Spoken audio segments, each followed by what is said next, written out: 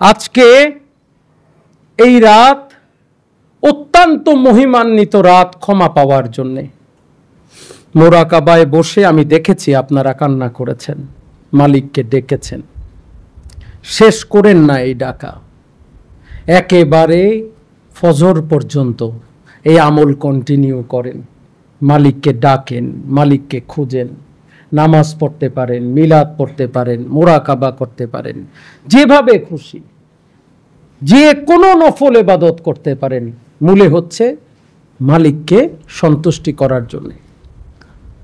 চেষ্টা করেন যদি আল্লাহ দয়া করে, তিনি যেন দয়া করে আমাদেরকে কদর নসিব করেন, তিনি যেন দয়া করে আমাদেরকে ক্ষমা করেন।